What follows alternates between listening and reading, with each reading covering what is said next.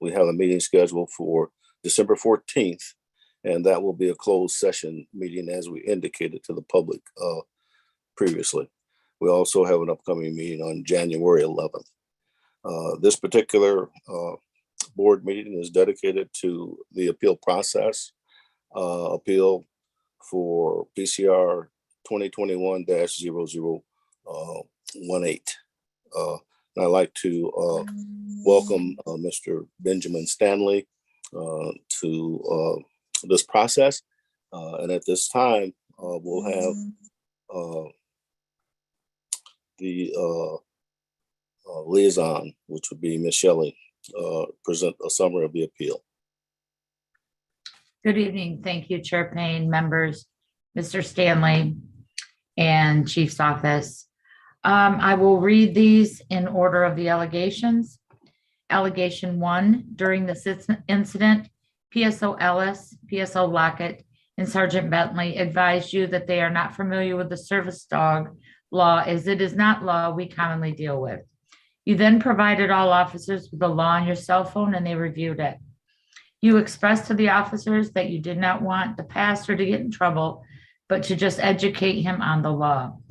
Officers speak with the pastor, educating him on the law, but he still refuses to allow you onto the stage, quoting food, health, and safety laws. Officers explained to the pastor several times that he cannot refuse you service on the stage, but he is still refusing. This information was then relayed to you. At your request, officers submitted a case on the pastor for the service dog violation. No arrest was made due to jail restrictions and no citation is able to be written for this offense. It is understandably frustrating to feel that officers did not fully enforce the law for you. Whether the prosecutor's office elects to prosecute is out of our hands, but our office can assure you that our officers did everything they could for you this day. The investigation did not reveal any violations of policy or law by the involved officer. The involved officers have been exonerated. Exonerated means that the acts or allegations did occur, but were justified and proper. Allegation number 2. For the incident at the Gospel Mission, again, our officers were not aware of the service dog law, and you again provided them with the law on your phone and also educated them on this, and we appreciate you for doing so. Officers attempted to educate the Gospel Mission staff on the service dog law and told them that they cannot refuse you due to your dog. The Gospel Mission has a policy in place that covers service dog laws that our officers also referred to during this incident. The questions asked by our officer were in line with the Gospel Mission policy and the service dog law. As with the Bronson Park incident, our officers wrote the case as you requested and submitted it for review. The investigation did not reveal any violations of policy or law by the involved officer. The involved officers have been exonerated. Exonerated means that the acts or allegations did occur, but were justified and proper. Allegation number 3. While you were at Fairmont Dog Park, a caller made a complaint that there were dogs not on leashes. Public Safety Officer Pena responded and witnessed your dogs off leash and not in the fenced-in dog run area. During this time, one of your dogs began to chase someone in the park and bark at them. Voluntary compliance with the law is often the officer's goal.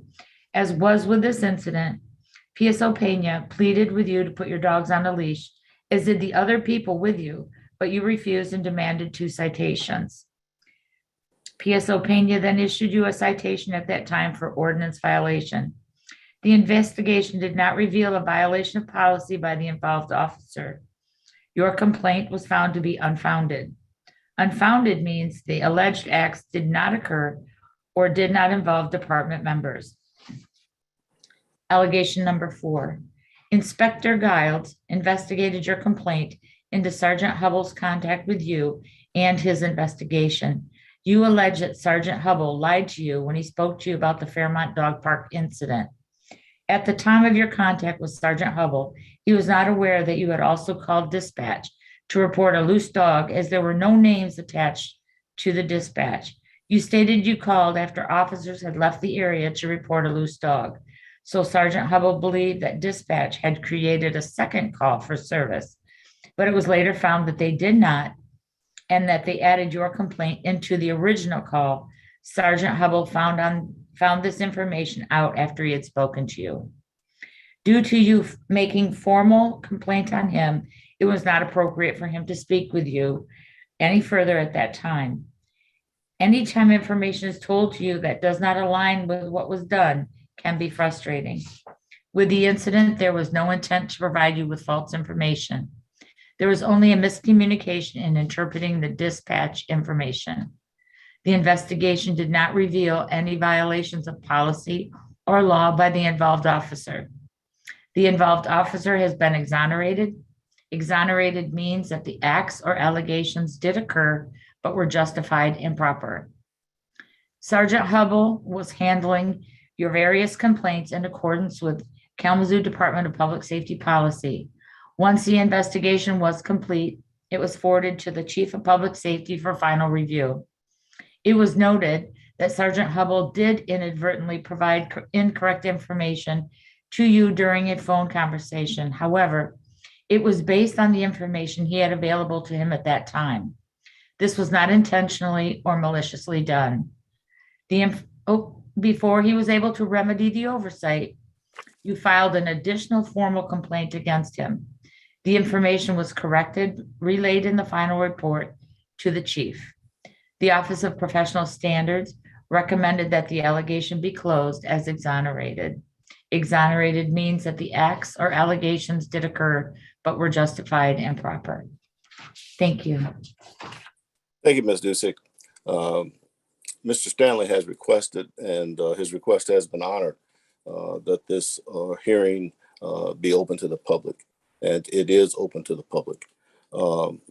I will go through the process that we follow in these appeal hearings for those who are participating.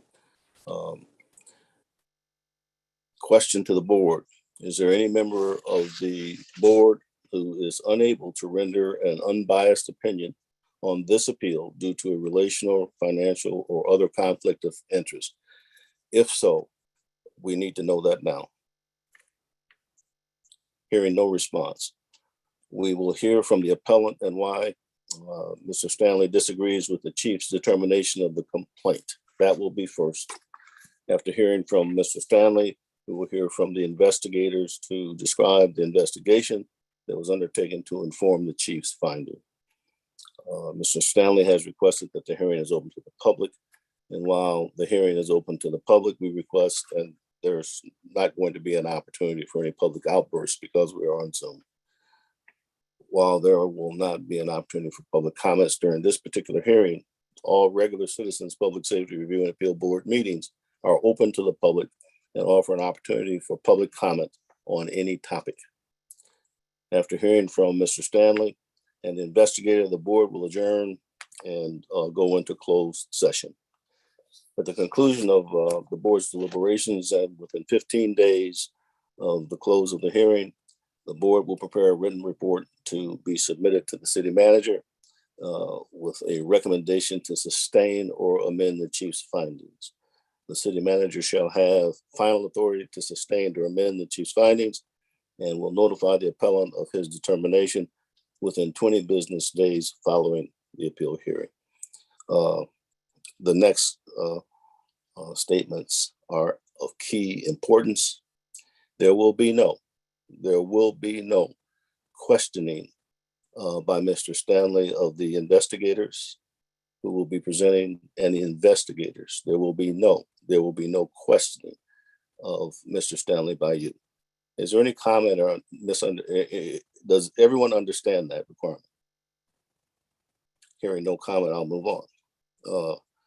This presentation by Mr. Stanley and by KDPS is to focus on the incidents that were described earlier by Ms. Dusick and limited to that scope. And so we want to make sure that KDPS and Mr. Stanley remain focused on what we're here to discuss and review. Any questions or comments on that? Hearing none. Mr. Stanley, a couple of things. Thank you so much for sharing your expertise on how we should be interacting with support animals in our community. You've obviously got some expertise in that area, and we appreciate you sharing that with our officers. With that said, and I appreciate that. With that said, please go ahead and present your complaint. Shelly, I love what you've done with your hair. It looks great. So I'm not sure how much time I have. I can try to be super brief, or I can try to be super thorough, or somewhere in between. Do you have a preference? I may be able to help with that a little bit. All the board members have a complete copy of all of your statements, and we have those in advance. So we've reviewed those thoroughly. I can assure you. And so we'll leave it to you. As long as the comments are focused on the complaint issues, then it's your choice on how to proceed, Mr. Stanley. Does that help at all? I can try. We'll see how it goes here. So I guess we'll start with part of the reason I appealed the decision is because they said that there was no violation of policy. And although I agree that the punishment should not be severe for a lot of the violations that happened, I do not agree that there was no violation of policy. The officers put in their own reports that, for example, one of the sergeants said that he asked my dog for her vaccination records. KDPS service dog policies state that no individual should speak to a service dog. It's pretty blatant. There's a violation of policy. He put it in his own report. It's not the end of the world, but I do think that when someone files a formal complaint and there is a violation of policy, it should be a learning experience, not how can we cover this up so that we don't have to pay any consequences. It should be more of a weighing of how severe should the consequence be? Should it be like, hey, read over the policy so you know it? It's not super severe, and I think that's beneficial for everybody involved, especially since every single officer I've ever interacted with says, I'm not familiar with those rules. I guess I'll start sharing my screen here.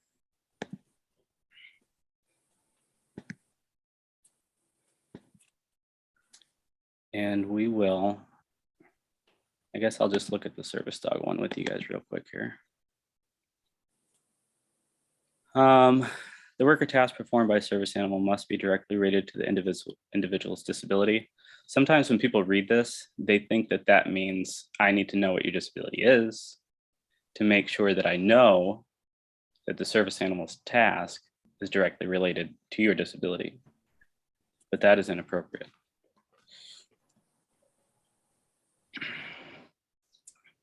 Member responsibilities: service animals that are assisting individuals with disabilities are permitted in all public facilities in areas where the general public is allowed. I would underline and capitalize the word all. Department members are expected to treat individuals with service animals with the same courtesy and respect that Kalamazoo Department of Public Safety affords to all members of the public. So in one of my interactions, Officer, let's see here.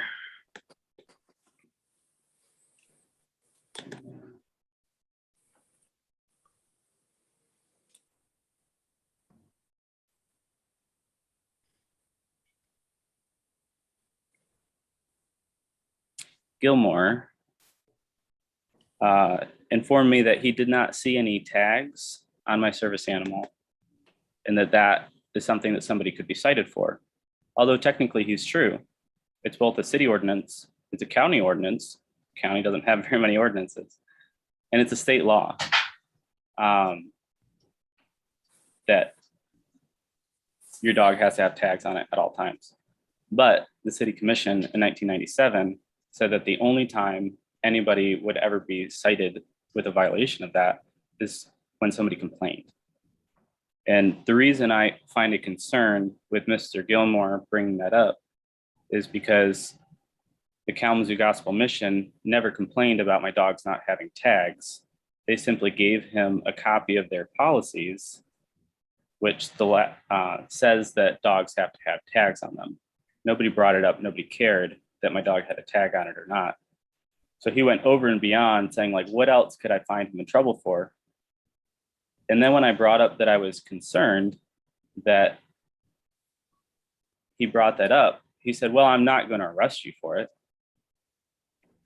But I think we all understand that when an officer brings up, hey, I could arrest you for that, it's putting pressure on somebody to change some part of their behavior.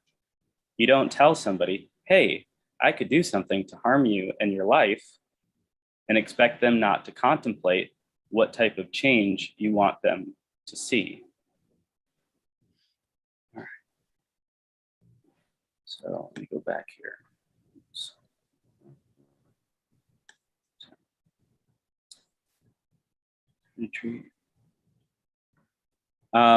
So everywhere else in the ADA and the state law and everything else, this word right here is may, but in Kalamazoo police policy, it says should. And I think that might be confusing because every single officer I have asks me, is that a service animal required because of a disability? And what task or service has that animal been trained to perform? And I think they don't study these policies as much as like I've studied it preparing for this meeting. And they might be confusing the word should with shall. So they think that there's a responsibility there. I don't know what's in their mind, but I know in every other document, this word is may, not should. If the individual explains that the animal is required because of a disability and has been trained to work or perform at least one task, the animal meets the definition of service animal, and no further questions as to the animal status should be asked. The individual should not be questioned about his or her disability, nor should the person be asked to provide any license, certification, or identification card for the service animal. And I have a problem with this word should, because up here, the word should means it would be a good idea. It's a recommendation. But under state law, if you ask for a license or a certification or identification card, that's a criminal misdemeanor. So, I don't know. Anyways, that's my opinions there. Service animals are not pets. Department members should not interfere with the important work performed by a service animal by talking to, petting, or otherwise initiating contact with a service animal. And this is probably the biggest part right here. I think this green portion right here is super confusing, the way that it's written. Absent a violation of law, independent of the ADA. So you'll read in all the reports, I don't know how many of you have read the police reports or just my 8-page complaint. But all the officers indicated to me that they were not allowed to do anything. And they referred me to the Department of Justice. I believe that they were trying to follow their policy. Absent a violation of law, independent of the ADA, public safety officers should take no enforcement action beyond keeping the peace. Individuals who believe they have been discriminated against as a result of a disability should be referred to the Civil Rights Division of the United States Department of Justice. And that's what they're all doing. The problem is that this says absent a violation of law. The Michigan Compiled Law 750-502C states that if you do any of these 1, 3, or 6 through 9 is a violation of law, it's a misdemeanor. You're not supposed to do 1 through 9, but 1, 3, and 6 through 9 are misdemeanors. So if somebody's violating the ADA, your officers are not supposed to take any action according to this policy. I don't think this policy is illegal, but I do think it's very confusing. And I think it's the city's way of saying, we don't have any responsibility. We didn't violate your rights. The policy does not violate your rights. The officer did. However, the policy is written in a way that every single officer that I've interacted with, which is dozens, have been following what they believe it says, but they have not been following the law. And they have been violating my civil rights, which I believe compromises their immunity.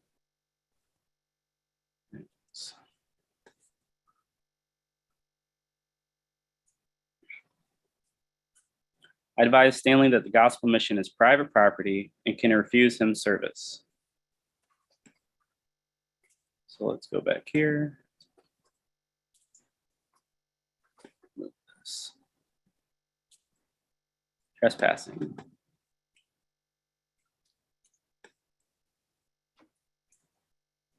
A violator must not have a right to the property. The number of times I've interacted with an officer who has had somebody say, we don't want that dog here. And I'm like, well, it's a service dog. And they go, okay, I'm clever. We're going to no trespass you, not the dog. We're not saying the dog can't stay. We're saying you can't stay. Well, why can't I stay? Because of the dog. It's on the police cameras. I didn't see it in the report, but it's on the police cameras, which I was not allowed to review. Violators must not have a right to the property. I was told I was not allowed on the stage in Bronson Park. I believe I have just as much of a right as everybody else to walk up those steps and grab a bottle of water. I believe I have a right to the property. I believe people, as the mayor said last night in the city commission meeting, the Kalamazoo Gospel Mission is a place for anybody who's willing to spend the night. That's what the mayor said. I think people that are homeless are encouraged by the government to stay at the Kalamazoo Gospel Mission. But the Kalamazoo Gospel Mission has a policy that says you have to have a recent flea treatment bath by a veterinarian before you can stay the night there. I think that's insane. I don't know how many of you carry identification cards for your pets saying that they've had a recent flea bath from a vet.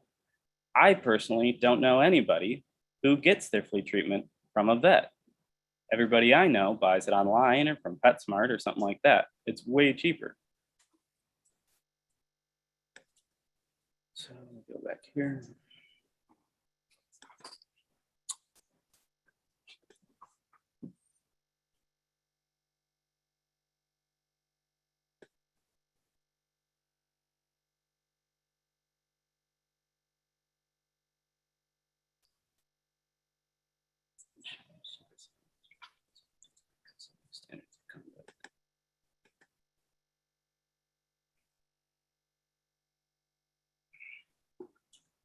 Kalamazoo Department of Public Safety Policy 310.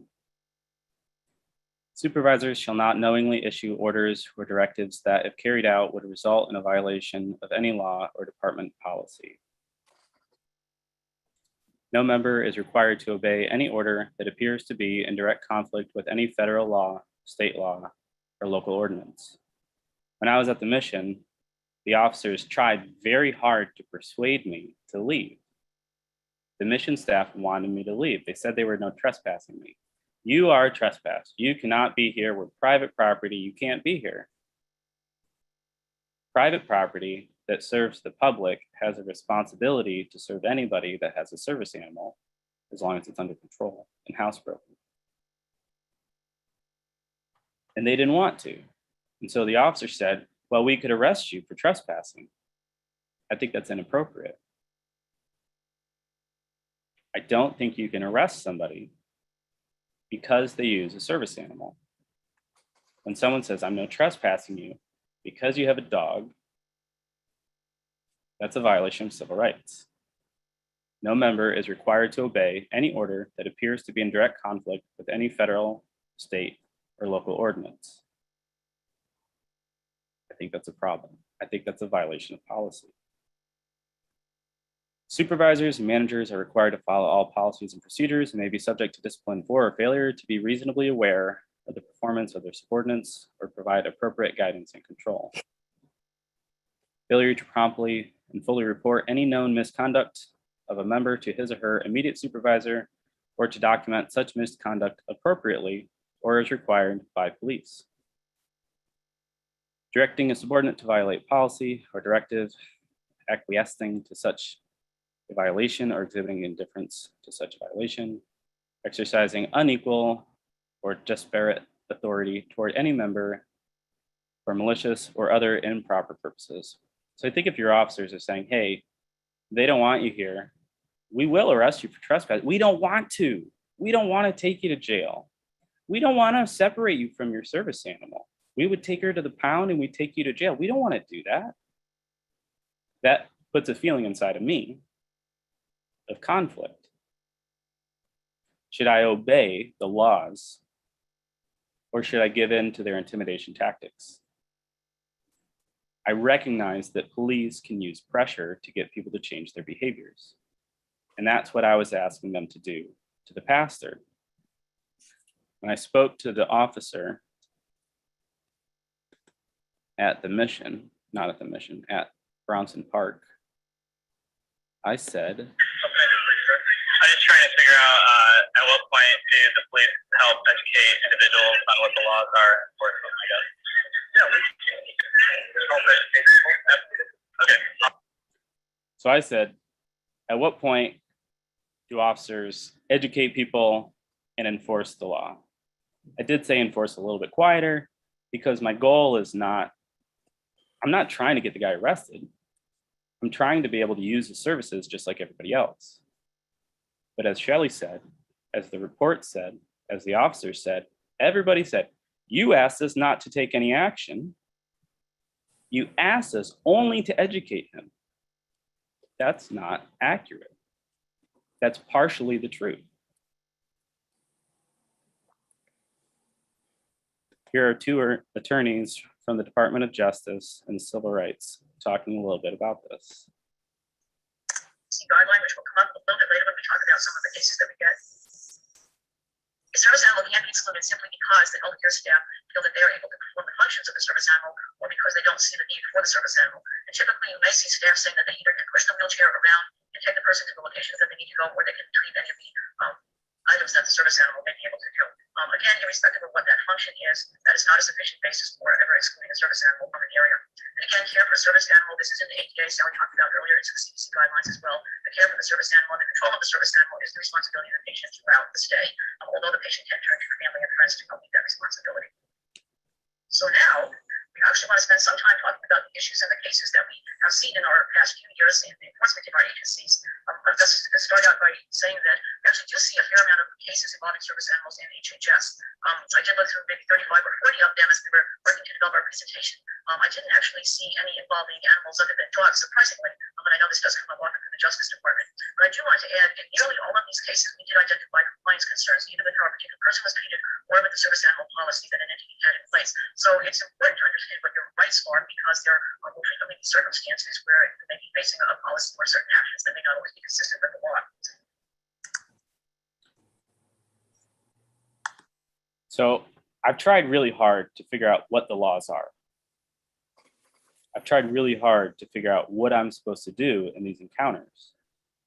And repeatedly people say, oh, she doesn't have a vest on. Well, the law specifically says she doesn't have to have a vest on. They say, well, where's your ID card?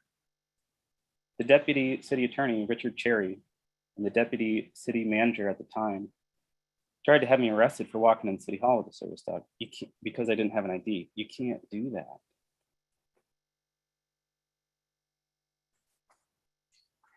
All right, I'm jumping around a little bit. Sorry about that.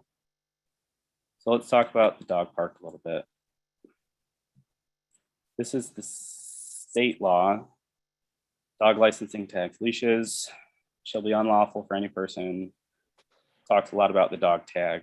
And then at the bottom it says, or for any owner to allow any dog except for working dogs, such as leader dogs, guard dogs, farm dogs, hunting dogs, and other such dogs, when accompanied by their owner or his authorized agent, will actively engage in activities for which dogs are trained to stray unless held properly in a leash.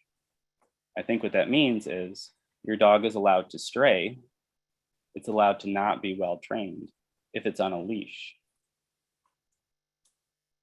If your dog does not stray and stays right next to you and it does a task that it's trained to do, it does not have to be on a leash.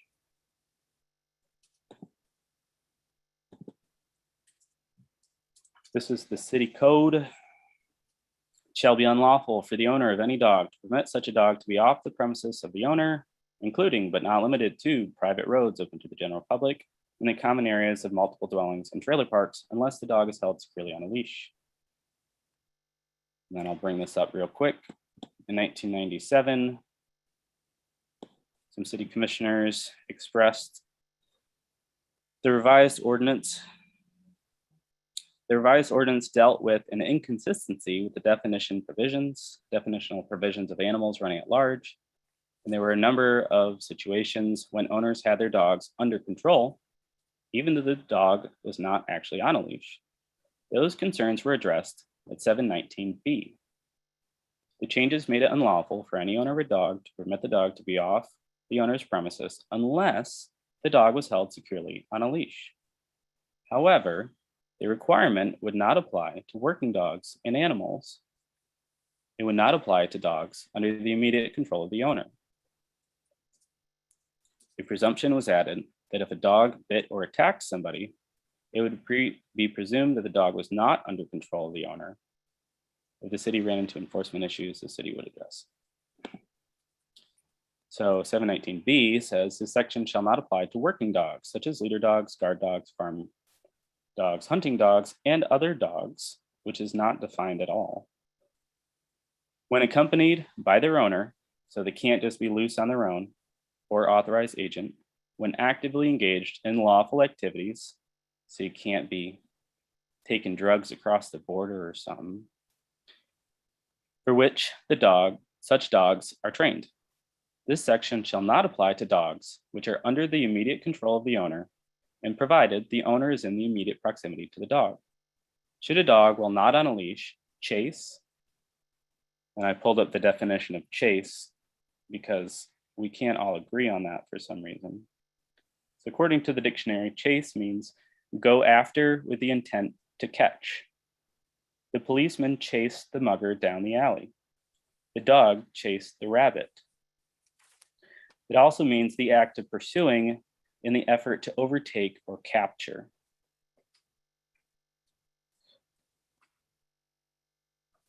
Should a dog, while not on a leash, chase, bite another human or animal, attack, chase, or bite another human or animal, it shall be presumed that the dog is not under the immediate control of the owner, and that, therefore, this is a violation of this section.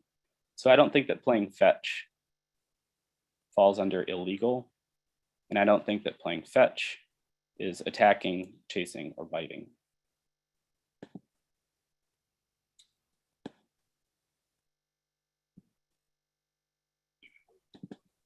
If I go to the officer's report, Officer Pena. So I had an experience with Officer Pena a couple of years ago in Bronson Park, where I filed a formal complaint, but for some reason it's disappeared. Mr. Stanley, Yep. would you please stick to the complaint at hand, not 2 years ago? I think it's really important. Also, the information that you're providing is redundant to the information that we already have. And the research and history associated with that is something that I don't think is germane to this discussion that we're having. When you go back and cite civil rights laws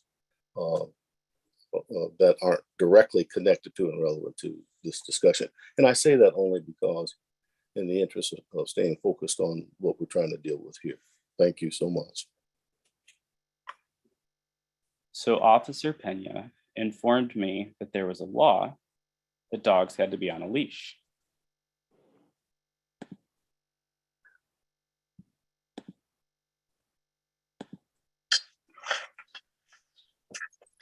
Hello, folks.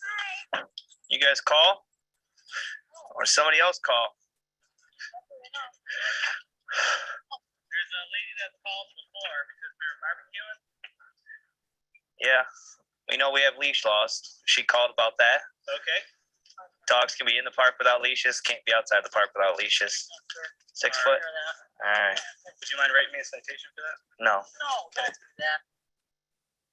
So clearly, there is no exception. The dogs have to be on a leash. But clearly, the city, the county, and the state all disagree with that. So if we go back to his report, he fills out his information, he fills out my information. There's a copy of the ticket, and it appears that this is the report. Put my phone number. On September 2nd at approximately 17:30 hours, KDPS Pena was dispatched to Fairmount Dog Park for a report of an animal complaint regarding loose dogs running outside of the designated area.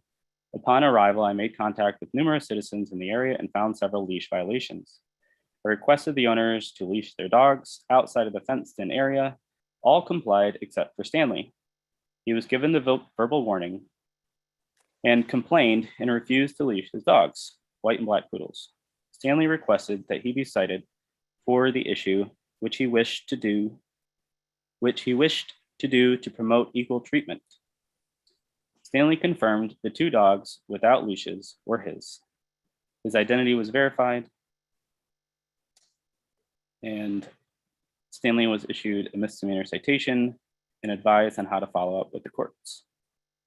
The only thing that the officer put in his report was about a leash. The dog did not have a leash. Officer Hubble, when I spoke to him the next day, said, "But your dog chased somebody."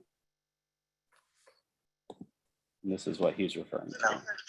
You want to cause more drama? I'm on the Parks and Rec board. So I've asked the director if we can do anything about that rule. He said, no officer's ever going to give you a problem. I'm not going to do it because I don't feel like there's a need to. These dogs appear to be well behaved. Yep. She's saying that she's going to put a leash on the dog. Yep. Simple as that. So are these yours? Yes.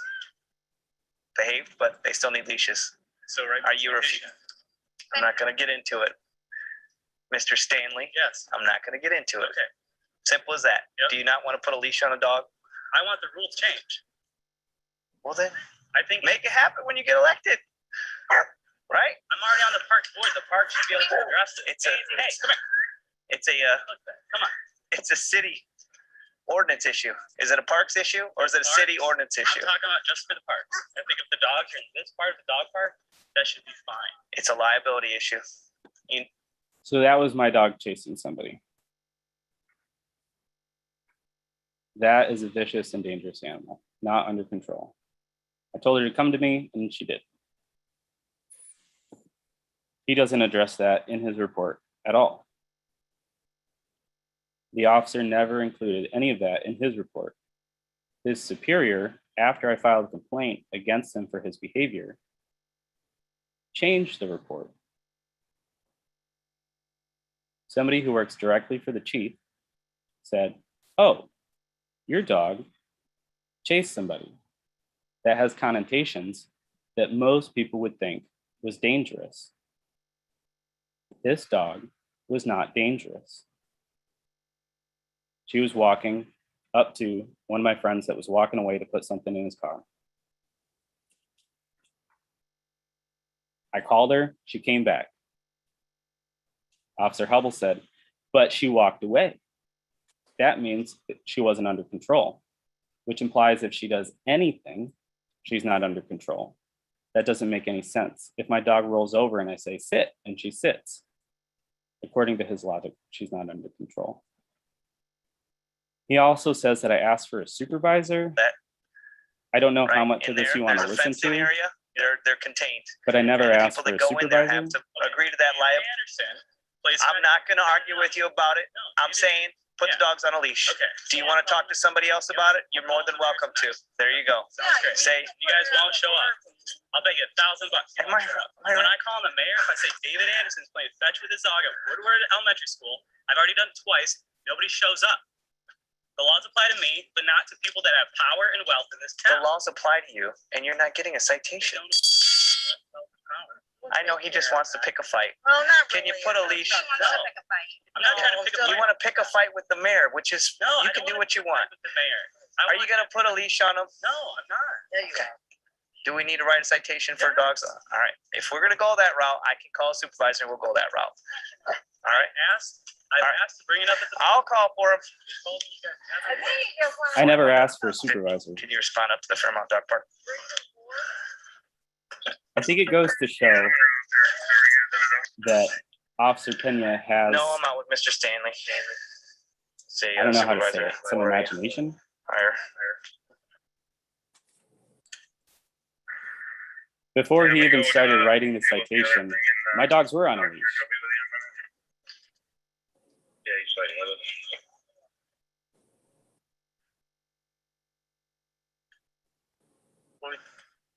Five here, closest one is 10 minutes out. Do you want them to start?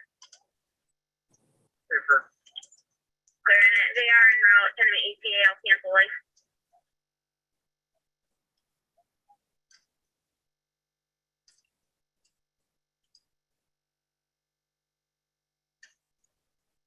I don't know if I can say this on double speed.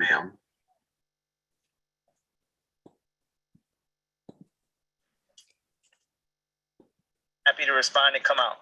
Just go ahead and go down. If the fight just down the hill, and he's more than happy to respond and come out. Just go ahead and go down. If he's okay with me leaving, I'm fine with still giving him the warning. That's what I said. So if you want me to go talk to him again, I will. I'm not gonna upset, At this people point, just because they want fair and equal treatment and they feel like they're not getting it. That's not an issue for the police. You know what I mean? I mean, that is an issue for the police. No, it's not.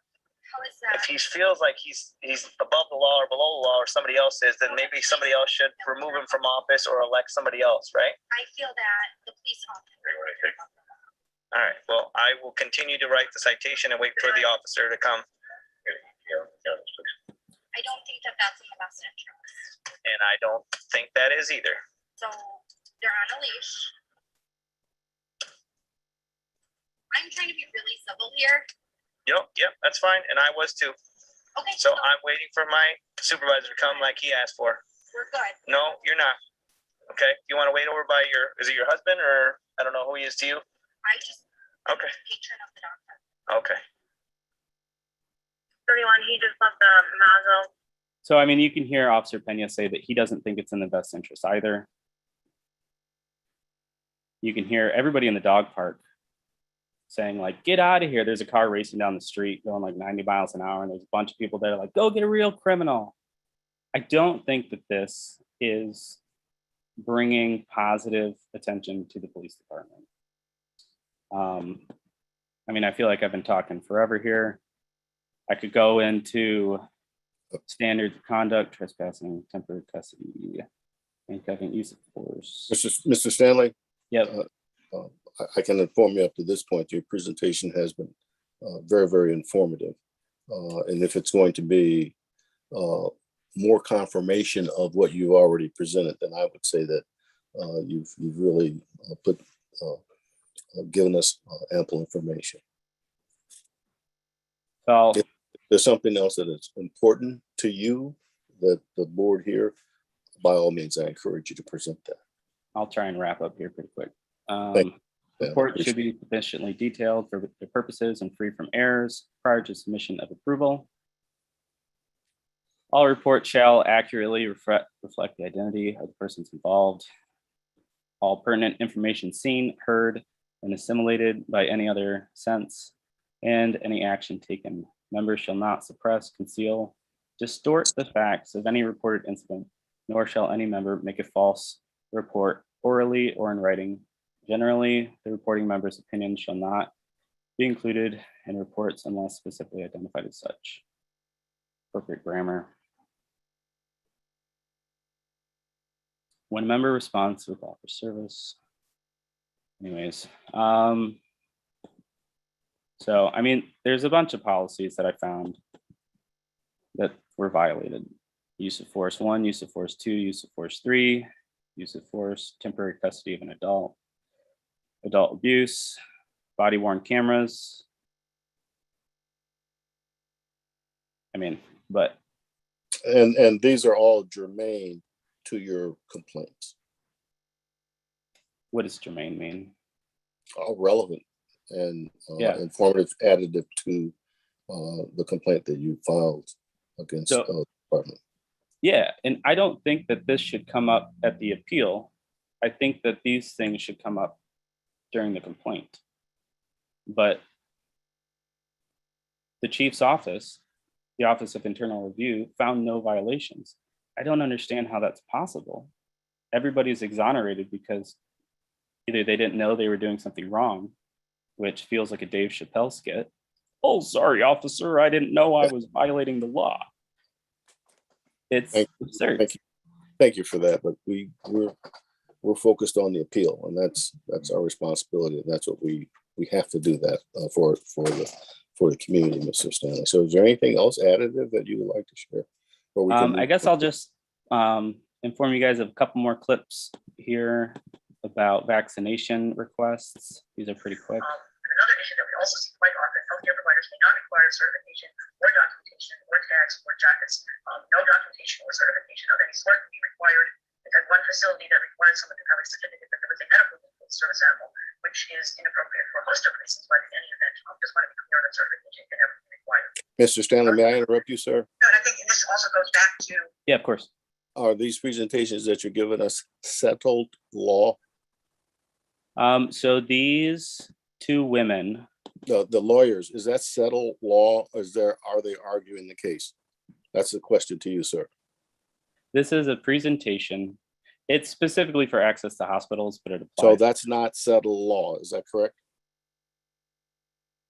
I feel like your question is, Well, what I'm saying is that if it's settled law, it's very Yes. important to hear that. it is But if settled it's- law. These Thank are you, all sir. cases that the Deputy Chief of Disability Rights for the United States Department of Justice has settled. She's an attorney for the Federal Department of Justice. She has settled these cases. Thank you, sir. And the other woman is a civil rights analyst for the Civil Rights United States Department of Health and Human Services. And this is, you've shown this to us before. This is additive information, I take it. So I guess I'm not sure if I have to interact with every officer. Because another thing that happens is officers say, well, I've never interacted with you before, therefore their behavior is acceptable. I don't think that's appropriate. I think you should learn lessons as you go through life, not be able to get away with whatever you want. Here's one about vaccinations, which directly relate. I won't play the whole thing, but there is another very big issue that we see in most service animal policies probably, but the principle is when you've taken the position that healthcare providers may not require a veterinarian certificate of health or any other health records. Let me just give you some examples of types of requirements that we've seen. We had one covered entity require that the certificate be maintained on file in the hospital for the year. We had another that required an annual physical exam from somebody. We had another entity that yeah, that's enough. I mean, you can't require that stuff. And here's one last one. separation, another important issue.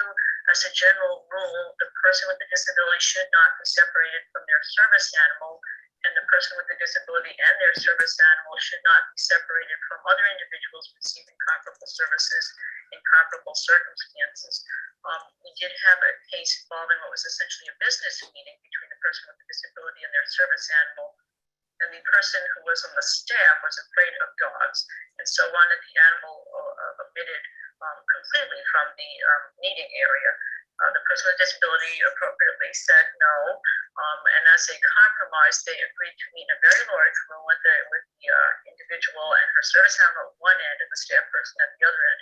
And we did also find concerns about that. There are alternatives. They could have had a different staff person meet with the individual. They could have ensured that the animal was sufficiently under control to assuage any concerns that the staff person may have had, but fear of animals is generally not going to be a permissible reason for that. So the handbook for any other number of reasons. You know, that this is a relationship between a human being and an animal on which he or she relies to function independently. And the longer apart, first of all, you know, the animal may have significant anxiety, and separation anxiety, and it can also deteriorate this relationship that has over the years really been worked to develop. It just doesn't end well in almost all circumstances when there's a separation. So, I mean, I think you guys get my general drift with the service animal stuff. I guess I'll add, when I was at Bronson Park, as I was talking to the initial 2 officers before the supervisor got there, there was another young lady that she had no arms, and she was told she had to leave, and she quietly and politely turned around and left. And that's what happens to most people that are in that position. It's not worth the fight. I'm the opposite. I don't know how to stop sometimes. But the officers were not willing to take any action against the people, even like that pressure that I was talking about earlier. Oh, you don't have your tags on the dog. You know, we could cite you for that. That's the pressure I'm talking about. They didn't put handcuffs on me. They didn't beat me with a baton. They didn't throw me in the back of the car. They didn't take me to jail. They didn't do anything extreme, but they used pressure to try to get me to leave. I think they could have used pressure to try and get the pastor to allow the young lady to get food from the park. I guess I would add that the pastor didn't have permission to be in the park. I don't think that was in the report at all. Thank you so much. Yep. Mr. Stanley. I appreciate thoroughness and the work that you put in to your appeal. At this time, we'll hear from the Office of Professional Standards.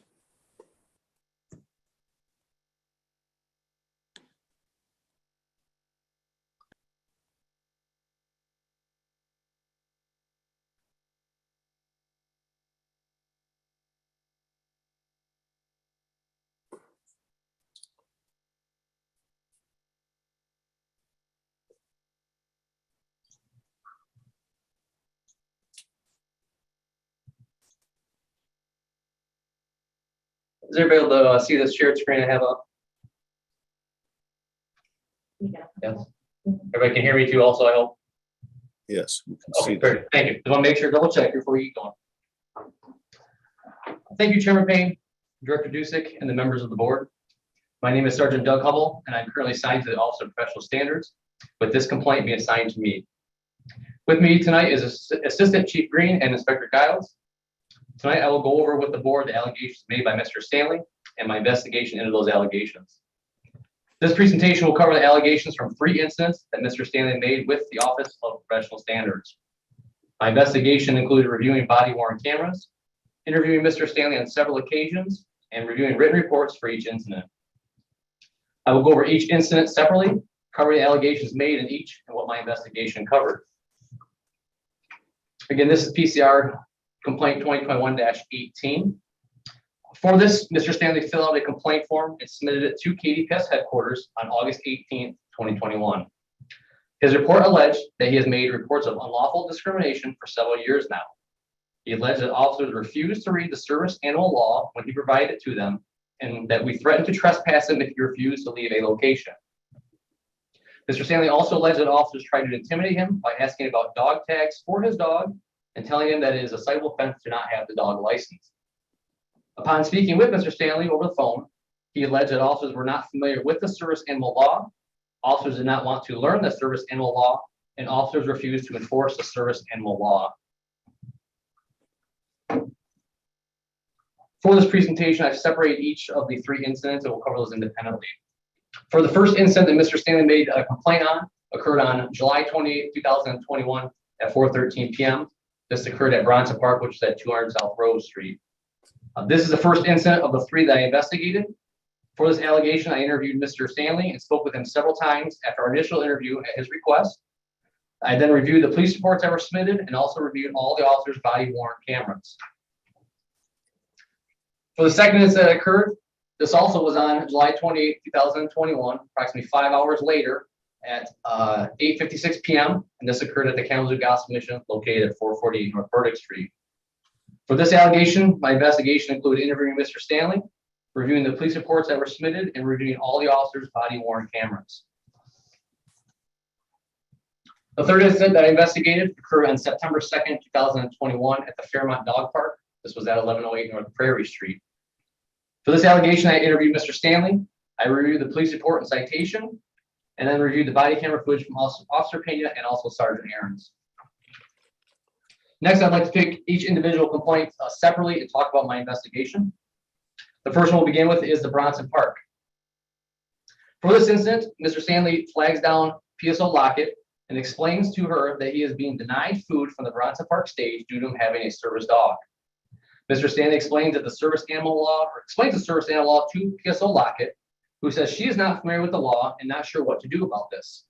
At the same time, PSO Ellis is driving by and Officer Lockett asks for her to stop to assist her.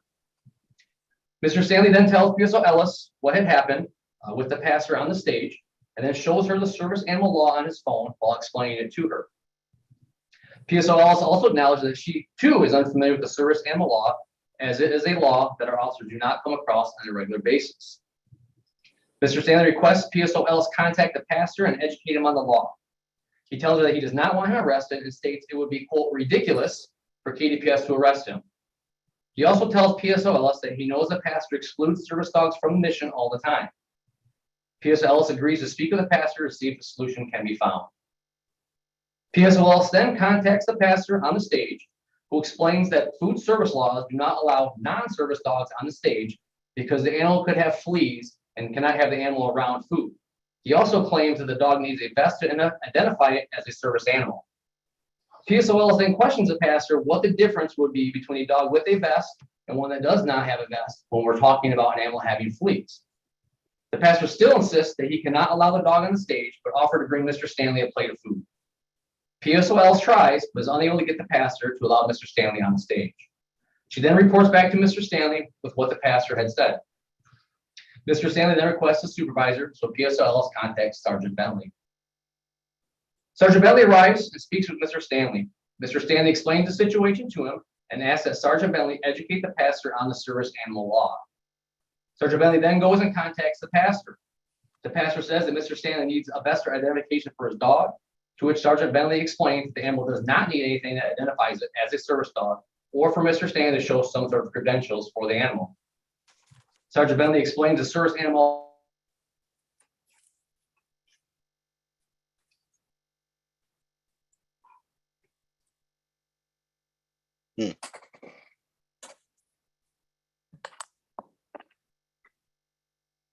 food service laws. Sergeant Bentley continues to explain to the pastor that he is not correct and he cannot deny Mr. Stanley's service due to a service animal. The pastor is still misunderstood in the law and believes that he can ask for documentation, even though Sergeant Bentley has explained the law to him. The pastor agrees to review that service animal law over the weekend. Sergeant Bentley then advises the pastor the officer will be documenting this incident. He then recontacts Mr. Stanley and reports to him what the pastor said. He also explains the officer will document this incident and will send it in for review by the courts. Mr. Stanley is also requested to file a report with the Department of Justice per KDPS policy.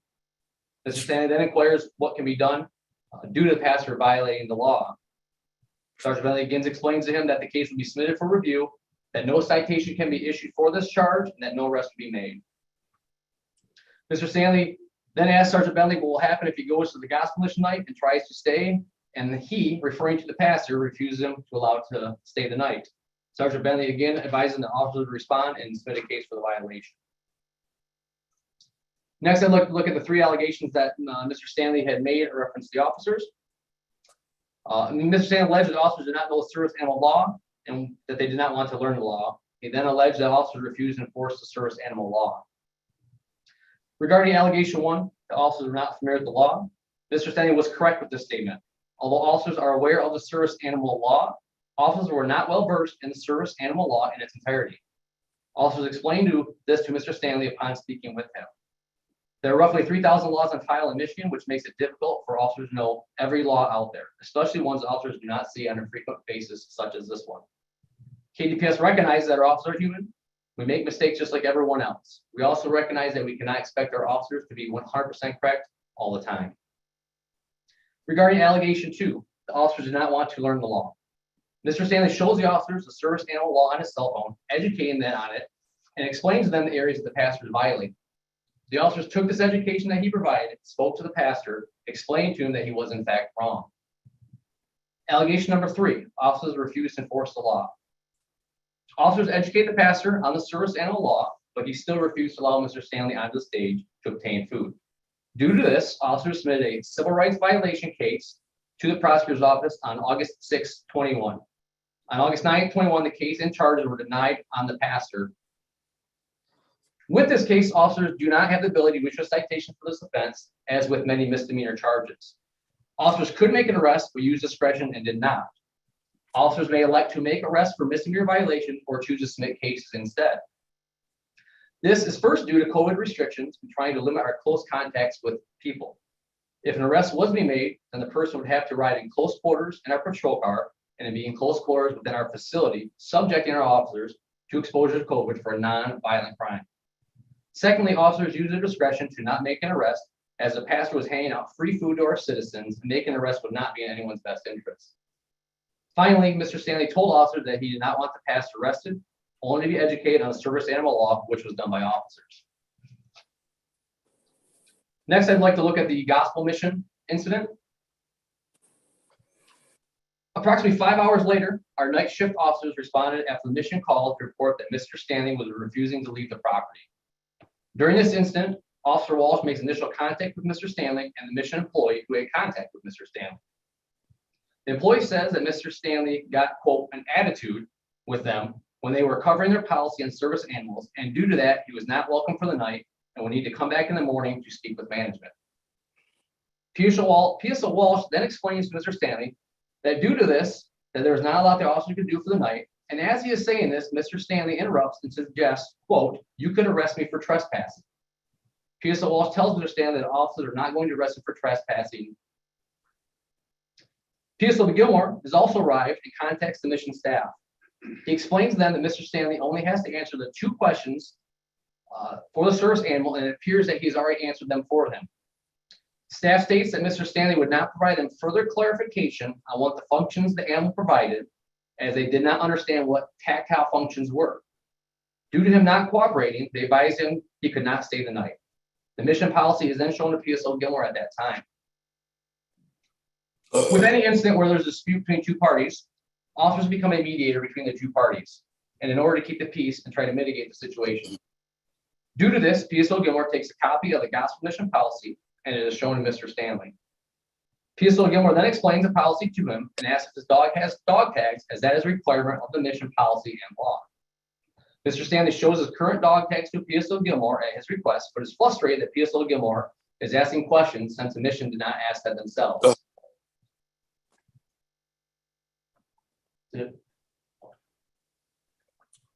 PSO Gilmore explains to Mr. Stanley that he's only asking him the questions in the rules and policy of the mission. Sergeant Perez is then called, as it is clear that the mission is not going to back down on their stance, and Mr. Stanley is not going to leave. Sergeant Perez arrives, speaks with Mr. Stanley, and then explains to staff that Mr. Stanley answered their questions that is required to and does not have to answer anything else. Staff explains that their policy requires flea and tick treatment prior to entry. Sergeant Perez confirms with Mr. Stanley that he does in fact have his dog tags for the animal and requests if the animal has any flea and tick treatment per their policy. Mr. Stanley says that he does not feel it's right that officers are asking that question. Sergeant Perez explains to Mr. Stanley that officers are trying to help him stay the night and are only asking about the mission policy questions. Both Mr. Stanley and Sergeant Perez agree that there is some clear confusion over the wording in the service animal law, or if somebody can ask if the animal has a flea and tick treatment. Sergeant Perez then explains to the staff that officers will not be having Mr. Stanley leave the building, as he's answered the 2 questions that he's required to. He also advised them that the case would be submitted for the service law violation. Sergeant Perez explains to Mr. Stanley that the mission staff is agreeing to allow him into the building and to stay, but he will not be able to sleep in the general area. Mr. Stanley Advises Sergeant Present this is also a violation of the service animal law. Mr. Stanley is advised that officers are not preventing him from going into that common sleeping area with everybody else, nor are they forcing him to stay out of that area. Officers is clear at that time, and the case for the service animal violation is submitted. For this incident, officers spent over an hour at the mission trying to mediate a solution that would temporarily satisfy both parties without turning Mr. Stanley away or affecting operations of the mission. Officers also used discretion in this case by choosing to submit the case for the service animal violation in lieu of an arrest, and by choosing not to submit charges against Mr. Stanley for trespassing. Regarding the allegations that were made by Mr. Stanley, there were 4 of them for the gospel mission. I would like to address each allegation made by Mr. Stanley and what my investigation covered. Allegation 1, officers were not familiar with the law.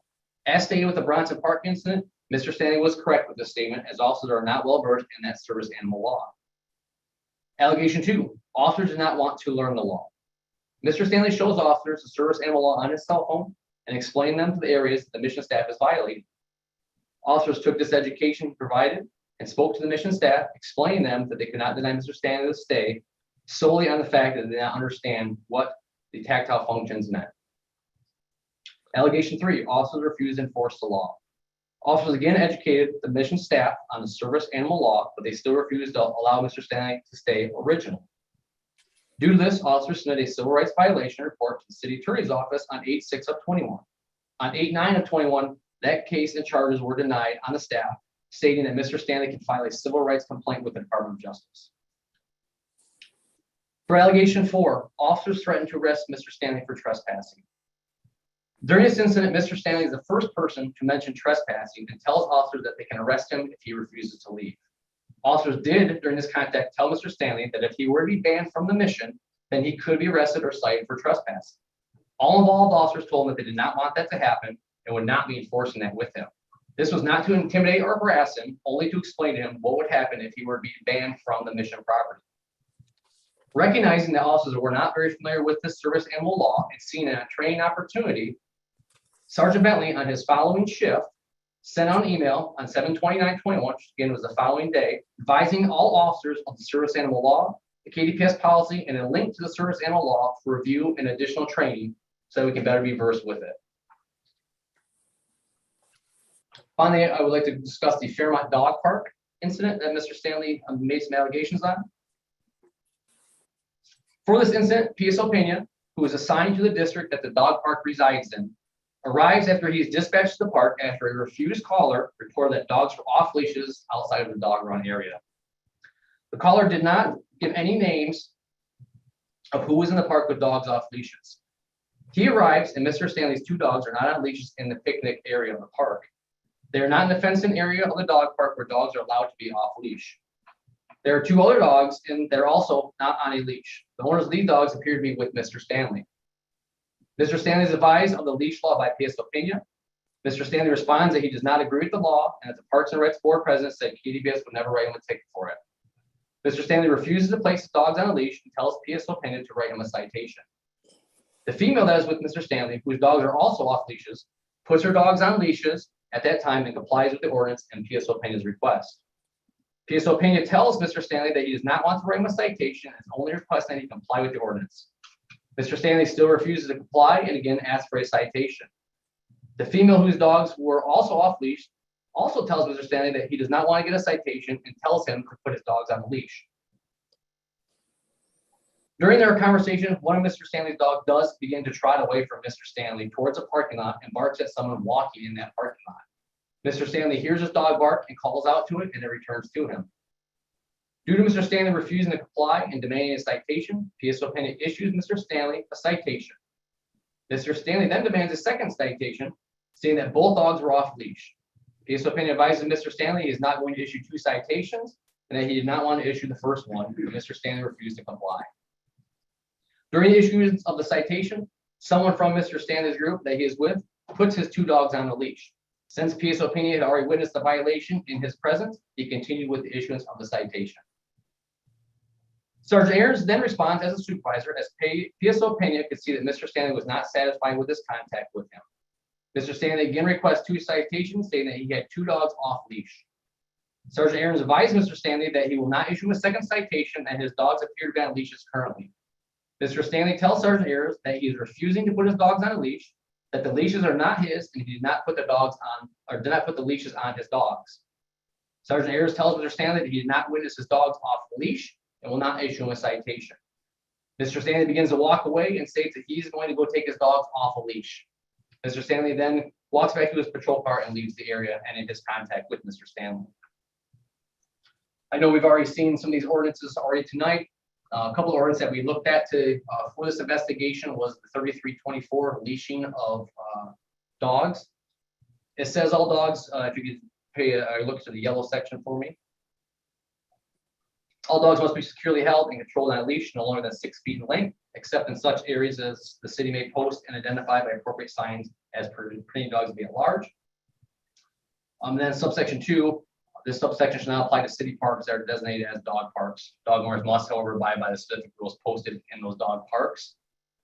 For the Fairmont Dog Park, these are the rules that are posted, or a portion of the rules that are posted. I know it's kind of small, but number 4 down here, I don't know if you guys can see that. I'm going to go to the next slide to zoom in for you. It says dogs must remain leashed until they're inside the small or large run areas. The second ordinance that the city has regarding dogs and leashes are 719. The dogs are running at large. It should be unlawful for the owner of any dog to permit such dog. The owner of any dog to permit such dog to be off the premises of such owner, including but not limited to private roads open to the general public, the common areas, multiple dwellings, and trailer parks, unless the dog is held securely on a leash. On the bottom, where the yellow is at, it said, should a dog while not on a leash attack, chase, or bite another human or animal, it shall be presumed that the dog is not under the immediate control of the owner, and that therefore there is a violation of this section. During this incident, Mr. Stanley's dog does trot away from him, barks, and appears to be chasing towards someone in the parking lot who is walking. Mr. Stanley is able to call his dog back when he sees this. Mr. Stanley does not tell PSO Pena that he believes he's exempt due to Section B, and therefore issues a citation for the 719. Probable cause existed at that time for the leash law violation, and PSO Pena issued the citation at that time.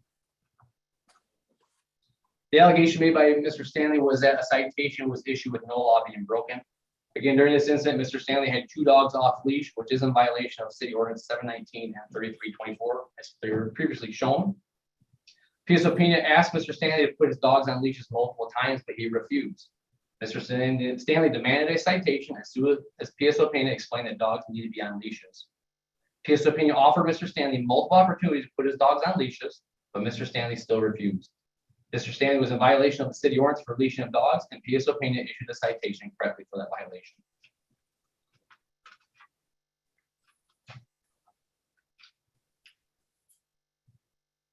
This next slide shows a summary of the findings that we had for all 3 incidents. The Office of Professional Standards conducted a fair and impartial investigation into this complaint. This complaint was investigated by gleaning information from written reports, camera footage, and speaking with Mr. Stanley. After completion of this investigation, the Office of Professional Standards gave the recommendation of exonerated for Bronson Park and the Gospel Mission. Exonerated is when the investigation disclosed that the alleged act occurred, but the act was justified, lawful, or proper. That was for the mission and the Bronson Park. For the Fairmont Dog Park, a recommendation of unfounded was given. Unfounded is when the investigation discloses that the alleged acts did not occur or did not involve park members. Complaints that are determined to be frivolous will fall within the classification of unfounded. The recommendation was supported by the Chief of Public Safety, and the complaint was closed on 9/22 of 21. At this point, that concludes my presentation of my investigation into this complaint. Thank you, Officer Hubble. Appreciate your additional information on this issue, this complaint. At this time, we will close the open complaint session and reconvene in a closed session to deliberate the complaint. I would request that, just a second, Mr. Stanley, I'll get right to you, sir. I would request that Ms. Vargas resend the closed session link via email and a text to the board so that we will all have that same information. Mr. Stanley, sir, you wanted to make a comment? Yeah, the rules, the park rules that the officer shared are not the rules that were. Mr. Stanley, we're not going to get in the back and forth about those types of issues, because we would then have to allow time for the officers to come back at you with questions about your presentation. And I'm not going to allow them to do that.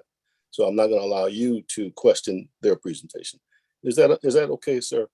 It's what he shared is not what the rules were at the time, and I don't think that's fair. Okay, well, thank you, sir. Appreciate it. Any other comments or discussion by the board before we go into closed session? Hearing none, I will adjourn this meeting. Thank you so much for your participation.